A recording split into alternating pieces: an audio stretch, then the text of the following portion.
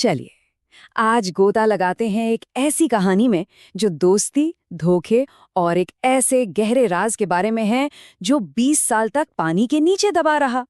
मतलब एक ऐसी कहानी जो सोचने पर मजबूर कर देगी कि दोस्ती आखिर होती क्या है। और एक कहानी ना बस एक सीधे से सवाल से शुरू होती है, क्या दोस्ती की कोई सीमा होती है? और सोचिए, क्या हो अगर वही दोस्ती एक जाल बन जाए।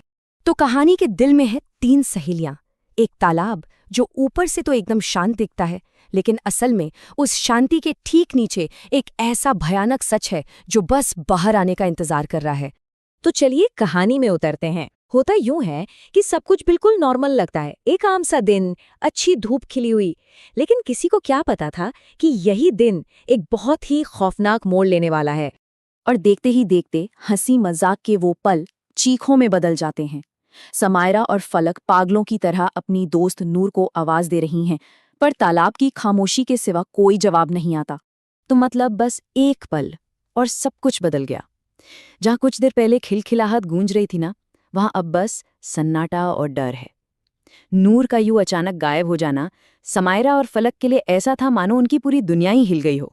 तो अब अपनी दोस्त को बचाने की जो बेताबी थी, उसमें ये दोनों सहेलियां एक ऐसा फैसला कर बैठती हैं जो उन्हें एक बिल्कुल ही अनजानी, एक छिपी हुई दुनिया में खींच ले जाता है। मतलब आखिर उस पानी के नीचे है क्या? क्या वो बस एक तालाब है, या फिर उसकी सतह के नीचे कुछ और भी है? और बस यही एक सवाल उन्हें एक तरह से मौत के मुंह में छलांग लगाने पर मजबूर कर देता है। और पानी के नीचे उन्हें जो मिलता है ना, वो किसी की भी कल्पना से परे है, एक पूरा साम्राज्य। लेकिन जानते हैं, इस खूबसूरत दुनिया की नींव नफरत और इंतकाम पर रखी गई थी।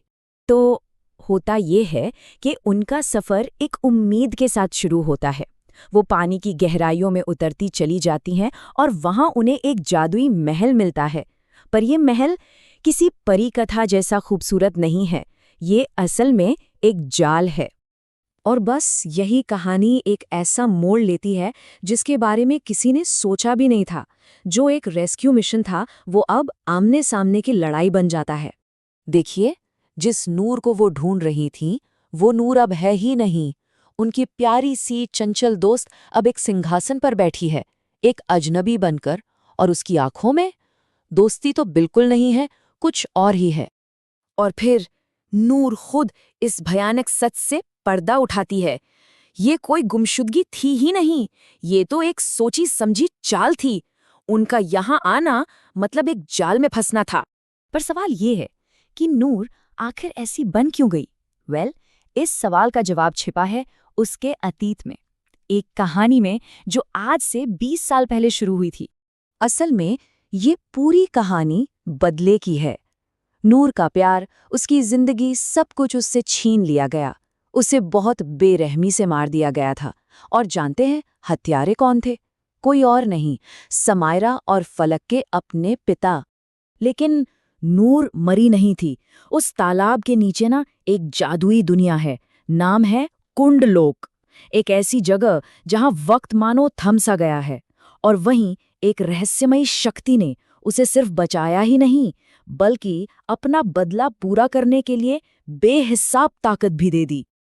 और इसी ताकत के साथ नूर की योजना का भी खुलासा होता है। उसका मकसद एकदम साफ था।